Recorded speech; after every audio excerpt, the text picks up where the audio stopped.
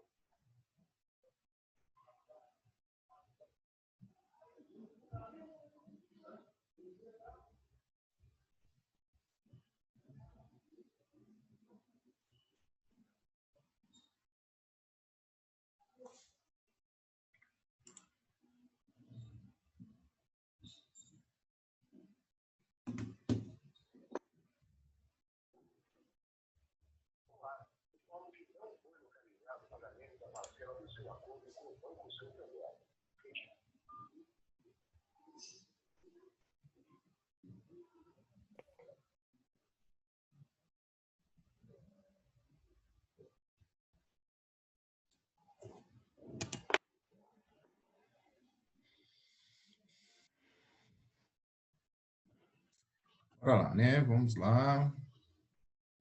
Começar para terminar. Daqui a pouco fazer uma chamada. Ah, compartilhei errado, não é essa. É isso aqui, ó. Então, nós fizemos a leitura aqui desse poema, aí agora nós vamos para as respostas. Isso aqui vai ser rapidinho.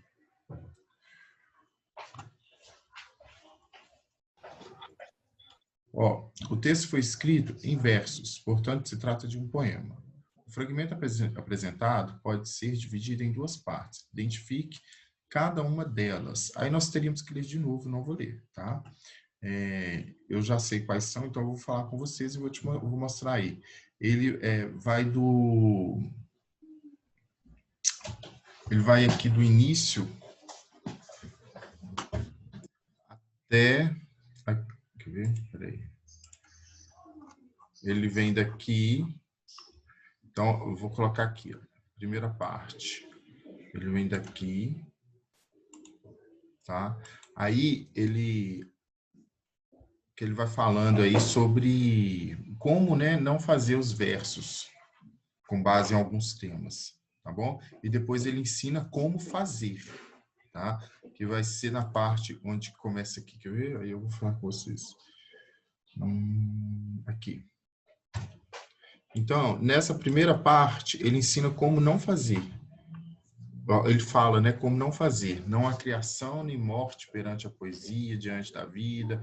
Tá vendo? Olha, nem me reveste seus sentimentos. Aqui, ó, não cante tua cidade, deixa em paz. Quer dizer, não faça falando sobre isso.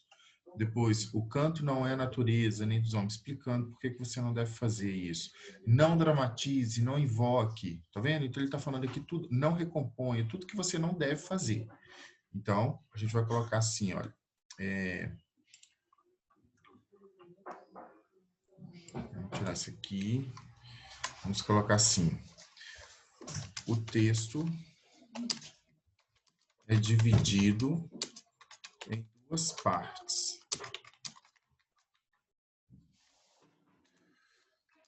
A primeira vai do início até o verso. Vamos colocar. A gente copia aqui, olha, fica mais fácil. Eu ia contar as estrofes, não ia demorar demais. Cadê? Aqui, ó, até o verso aqui. Vou colocar esse aqui em negrito, porque na hora que eu vou passar para amarelo, vai ficar tudo amarelo. Não, vamos colocar ele não. Nesta parte, é mostrado como não se deve fazer um poema, tá bom? Aí agora vamos colocar aqui a segunda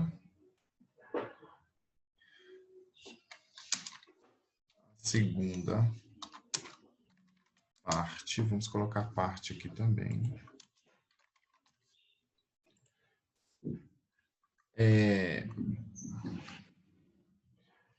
A segunda parte vai até o final. Tá bom? Vai até o final. É dali para frente.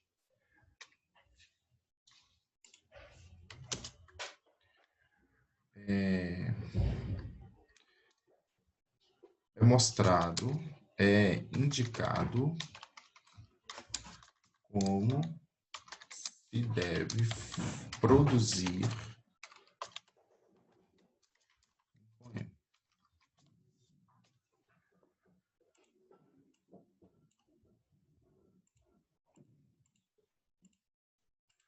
Ok? Que vai até o final. Na número 2, fala assim: um conjunto de versos forma a estrofe. A estrofe de um poema pode ter um número variado de versos, como ocorre no texto em estudo. Assinale a alternativa que melhor traduz a mensagem da primeira estrofe. Tá? Então, a gente tem que ler lá a primeira estrofe para a gente ver qual que vai ser a melhor mensagem. Olha só. Não faças versos sobre acontecimentos. Não há criação nem morte perante a poesia. Diante dela, a vida é um sol estático. Não aquece nem ilumina.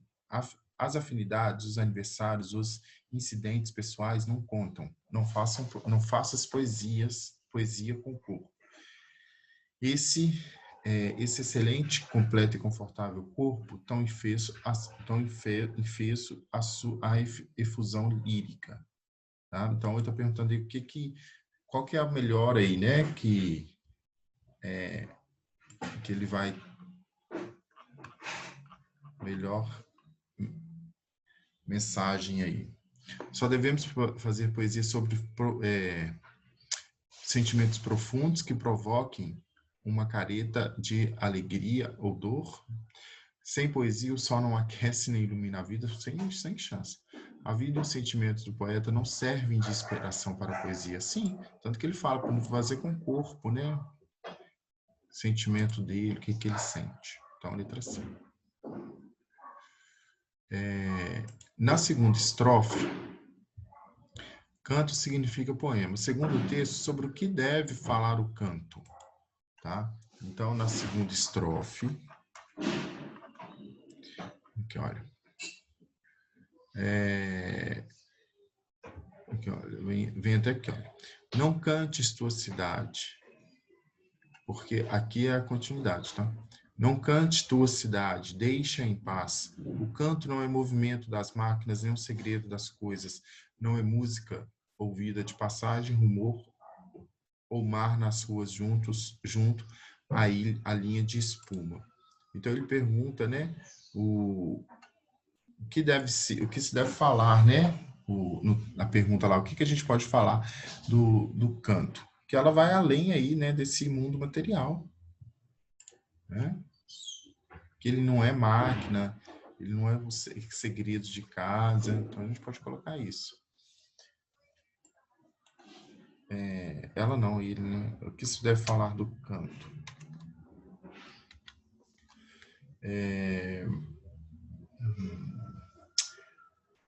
O canto vai além do mundo material. Só isso tá bom. Aí agora pergunta assim: explique por que a poesia elide sujeito e objeto, né? Por que ela faz isso? Ela elide aí sujeito e objeto. Elidir aí é misturar, tá? Então a gente pode colocar o quê? Que o ser humano e as coisas se completam, né? Eles se completam.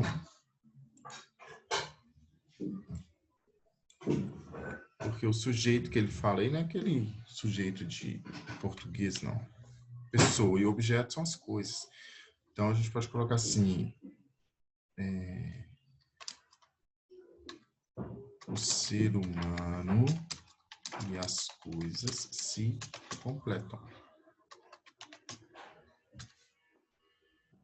Gente, isso aqui também pode, vocês podem ter outras ideias, tá? Não tem problema não, só falar. Heitor é dessa sala, né? Não, né?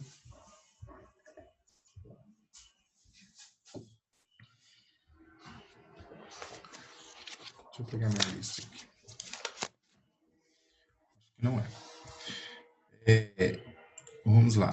Na terceira e quarta estrofes, o eu lírico reforça seus conselhos e diz que não serve como inspiração para a poesia, porque todos os recursos mencionados por ele para fazer versos são algo imprestáveis.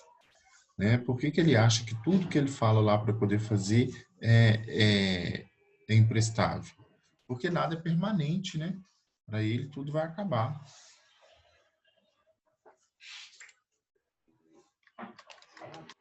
Porque para ele tudo vai acabar. Nada. Não existem coisas permanentes.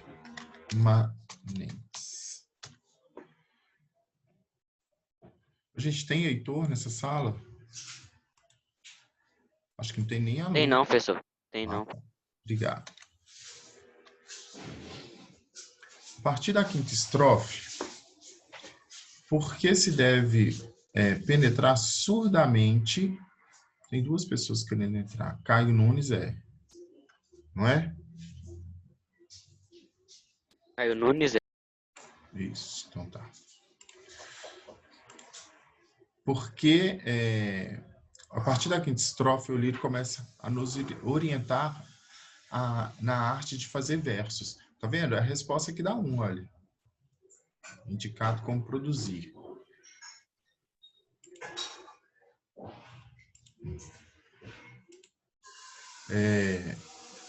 Explique por que se deve penetrar surdamente no reino das palavras. Né? Como que ele tem que... O que ele quer dizer com essa palavra aí? Olha, bom dia, professor. Bom dia. Surdamente. Ele está querendo dizer que o silêncio é essencial, né, para a produção do poema. O eu lírico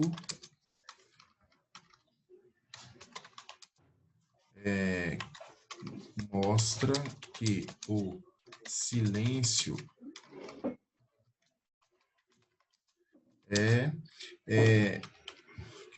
silêncio é importante para a produção de poemas.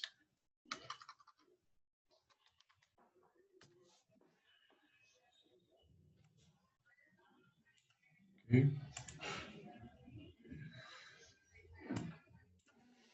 Bem,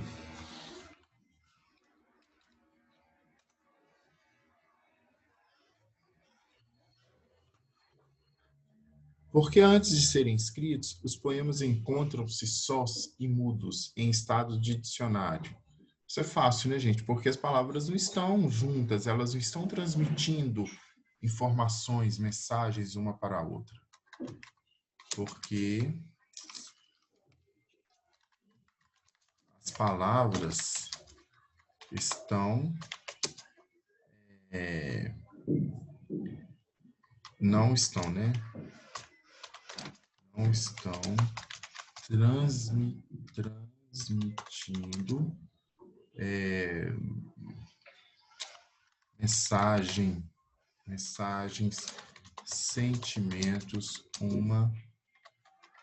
umas para outras.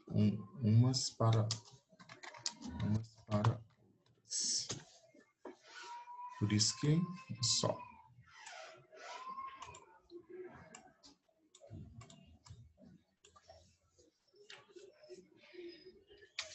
Seis. Ainda nessa estrofe, o eu lírico prossegue com suas orientações. Segundo texto, o que se pode dizer da atividade de criar poemas? Tá? Então, olha só, ainda... Peraí.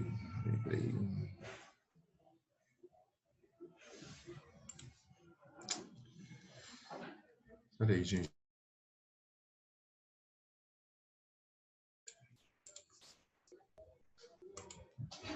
Peraí, só um pouquinho, gente. Deixa eu só arrumar um negócio aqui.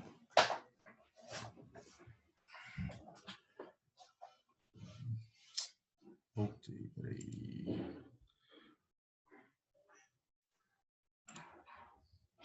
Mexi tudo. Oh, meu Deus, deixa eu compartilhar de novo. Ainda nessa estrofe, o lírico prossegue com suas orientações. Segundo o texto, o que se pode dizer sobre a atividade de criar, né, poemas? Ele fala que o quê? Não é fácil, né? Precisa de paciência, precisa de silêncio, precisa de tempo, tá? Segundo o texto, não é fácil criar. Não, segundo o texto, para criar poemas é necessário silêncio, paciência, sabedoria, entender as palavras, tá?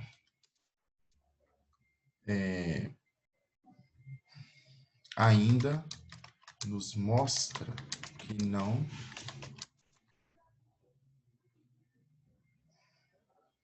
é fácil.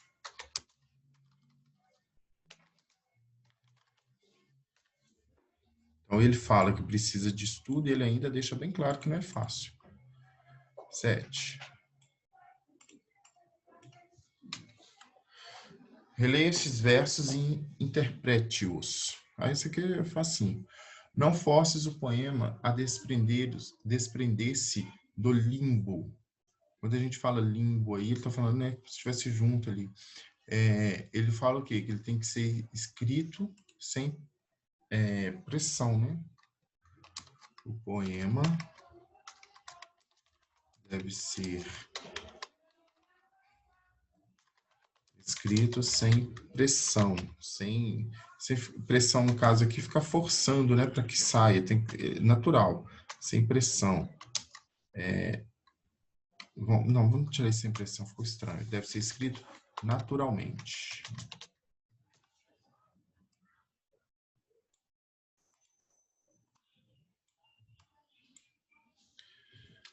Agora aqui. Não colhas, né, desculpa, no chão o poema que se perdeu, né? Ele esqueceu o poema, né? Não, se esqueceu, não tentar relembrar, não tentar recriar. Não tentar recriar alguma ideia que foi esquecida.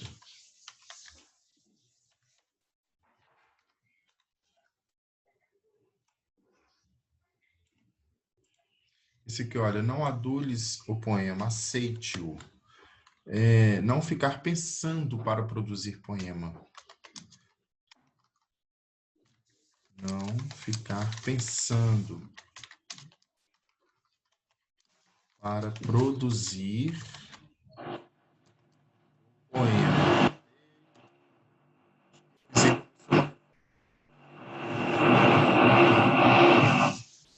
Não ficar pensando para produzir o poema. Aceitar quando chegar a inspiração. O poema, você não precisa pensar, ele vai chegar e você aceita.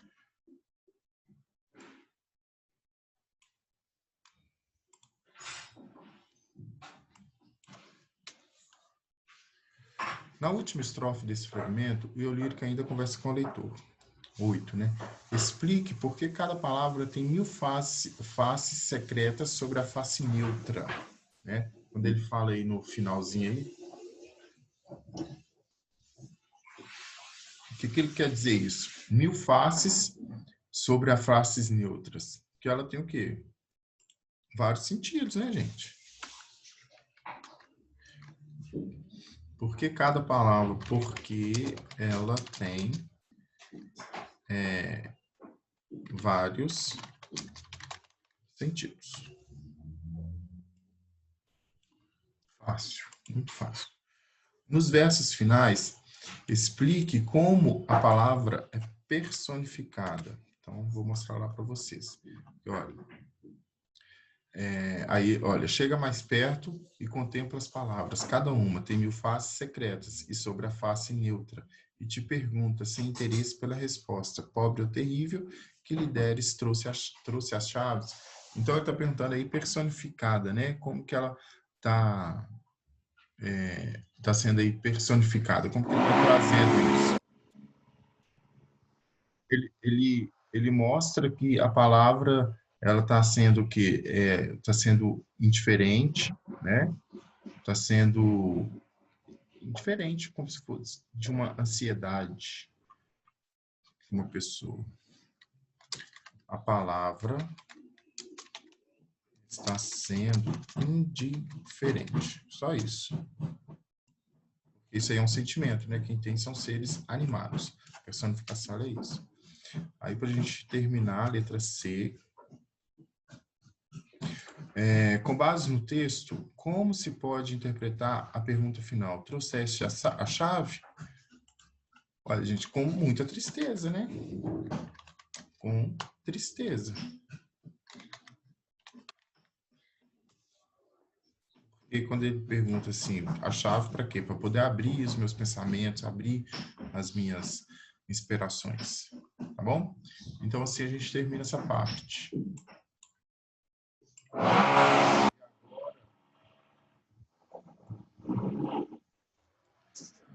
Então, deixa eu fazer aqui, vou interromper este.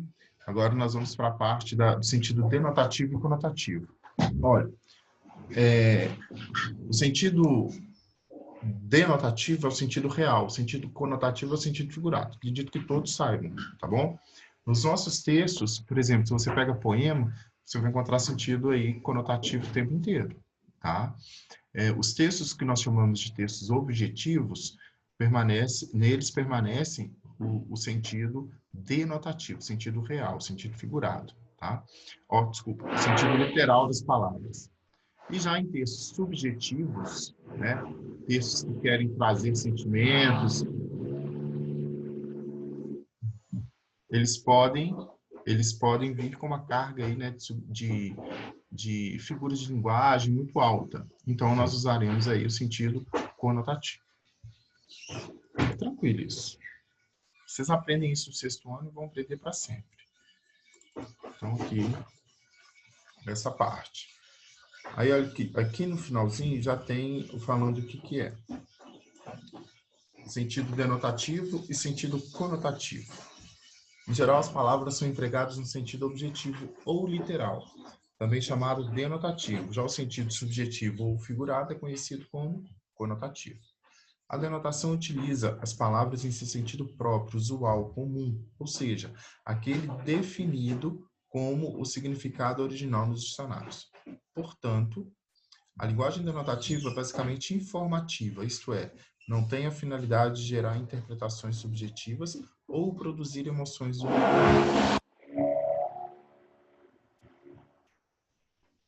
Na conotação, muitas vezes se identifica a presença de figuras de linguagem. Chama-se figura de linguagem um recurso de expressão, que consiste no emprego das palavras em seu contexto subjetivo. Vimos exemplos no texto, a procura, que a gente vai ver depois, que houve um emprego de personificação e da metáfora, figuras de linguagem, que vocês já estudaram. Nesse caso, foram atribuídos às palavras um novo significado. O emprego de uma palavra em sentido figurado depende do contexto em que foi utilizado. Em textos literários, é comum o predomínio da notação, tá? como com o uso de palavras em sentido diferente daquele que normalmente são empregados, tá?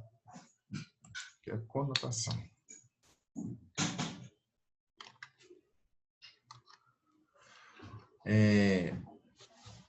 Recapitulando, denotação, sentido real, conotação, figurado. Tranquilo, né?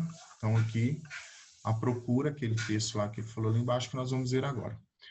Como já foi estudado, as palavras podem ser usadas no sentido denotativo, isto é, objetivo, real, concreto, ou no sentido conotativo. O sentido conotativo é subjetivo, pois a pessoa que emprega a palavra lhe atribui um significado diferente do usual. Leia o poema e observe a linguagem empregada.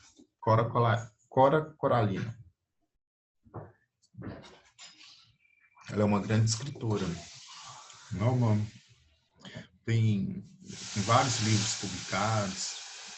Aí, olha só, a procura. Andei pelos caminhos da vida, caminhei pelas ruas do destino, procurando meu signo. Bati na porta da fortuna, mandou dizer que não estava. Bati na porta da fama, falou que não podia atender. Procurei a casa da felicidade. A vizinha de frente me informou que ela tinha se mudado, sem deixar novo endereço. Procurei a morada da fortaleza. Ela me fez entrar. Deu-me veste nova, roupa, né? Perfumou-me os cabelos, fez-me beber de seu vinho. Acertei meu caminho. Então, ela fala, né, que procurou várias formas de ser feliz e conseguiu encontrar ali. Muito fácil esse texto, muito, muito fácil. Aí fala assim na número 1. No poema em estudo, há o emprego de certas palavras com sentido diferente do usual ou convencional, o que caracteriza a linguagem conotativa figurada. Nesses versos, o que o eu lírico parece buscar ao sair pelo mundo, né? Ele busca aí o que, gente? Um sentido, né? Para a vida. Procura aí um rumo para a vida dele. O que o lírico ele busca, né? Um rumo, sentido para a vida dele. Vou colocar aqui também, um rumo, um sentido para a vida dele. Segundo eu lírico, foi longa caminhada na tentativa de encontrar um destino definitivo. Por quê? Porque, gente, todos os lugares que ele foi, ele não conseguia encontrar, né?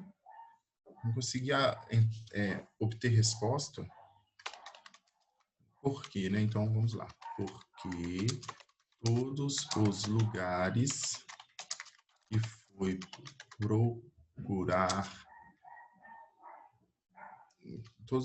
procurar, ele não obteve respostas.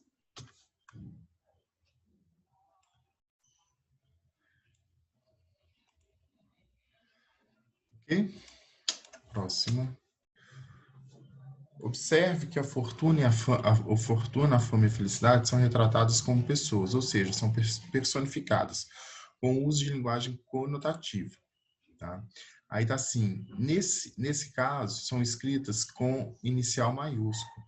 Identifique os versos em que ocorrem essas três personificações. Tá muito fácil, eu vou fazer o seguinte, eu vou só... eu não consigo grifar aqui porque isso aqui é uma imagem. Então, vamos lá. Está onde? Ó, 1, 2, 3, quarto, sexto e oitavo. Ele fala só desses três, não é isso? Isso. Identifique os versos. Estão, respectivamente, nos versos 4, 6 e 8. Respectivamente, porque seguindo aquela ordem, tá?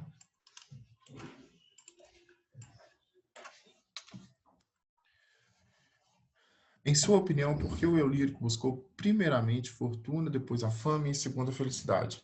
Resposta pessoal. Eu acho que primeiro ele quis ficar rico, né?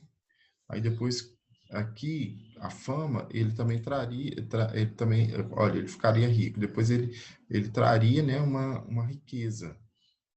Não conseguindo, ele deixou felicidade só por, tipo, ele achou que sendo rico seria feliz, sendo famoso seria feliz. Mas é pessoal. Se você falar porque ele é ambicioso, não tem problema não.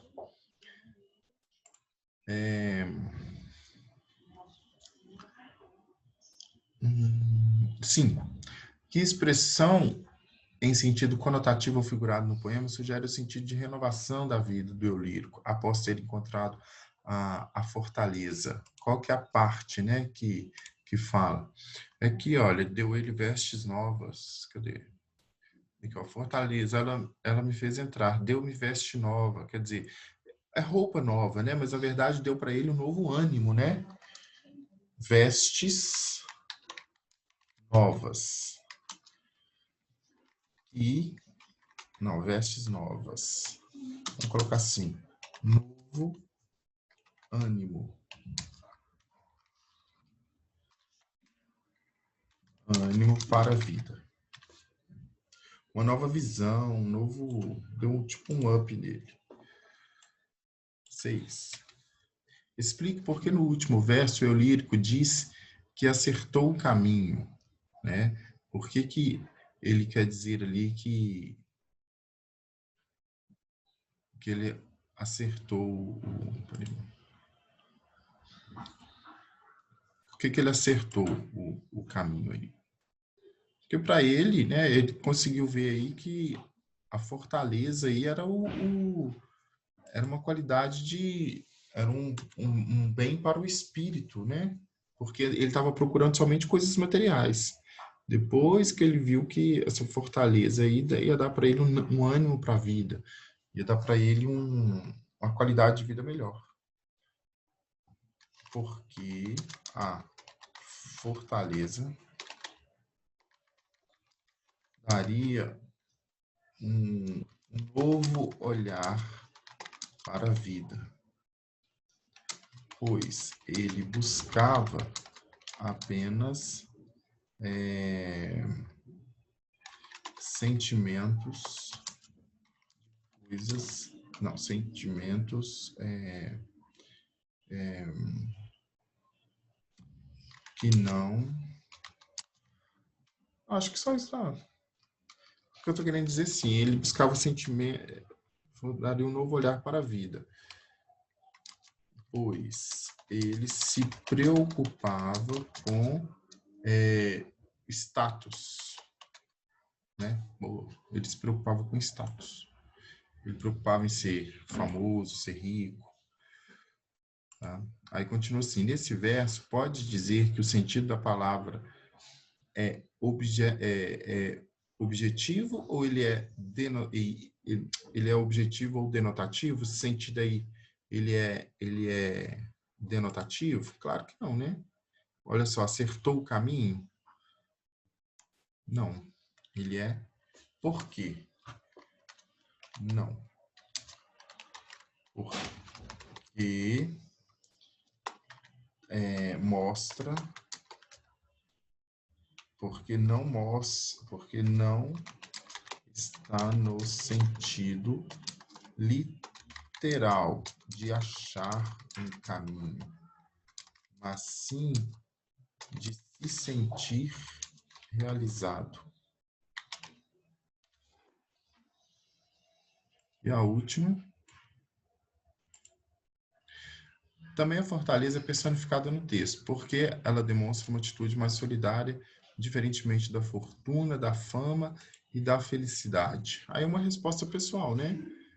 Porque ela que vai dar, né, ela que vai dar impulso para as outras coisas. Mas aí resposta pessoal. Eu acho que é isso, porque é a fortaleza que vai te dar força para você conseguir as outras coisas. Resposta pessoal. Né? Por que ela uma atitude mais solidária? Porque a fortaleza dará impulso para que ele consiga coisas que almeja.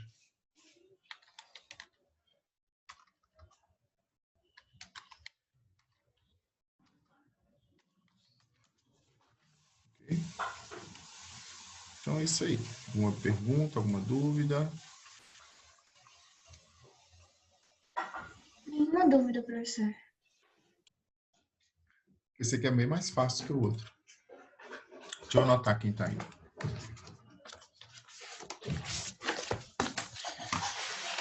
Ai, ai.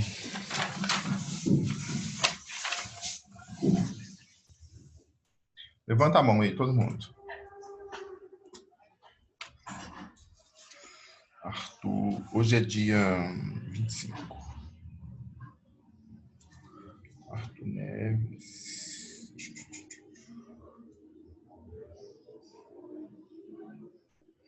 Caio Nunes.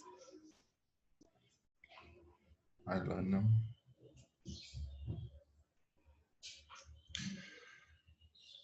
Maria Eduarda. Pedro. Pedro, tá aí? Thaísa, tá aí? Pedro, Thaísa. Ana Júlia.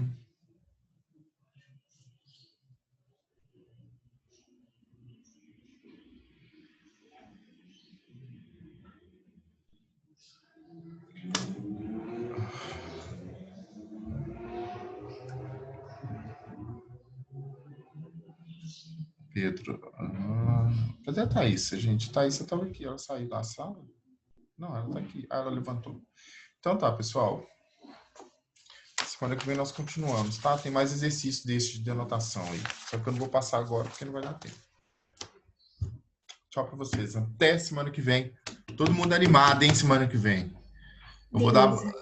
Eu vou dar ponto para vocês que participaram hoje. Eu tenho 5 pontos para distribuir. Eu não vou dar os 5 pontos, tá? Mas vocês vão ganhar pontos. Depois eu falo. Tchau. Tchau, professor. Tchau, professor. Tchau, professor.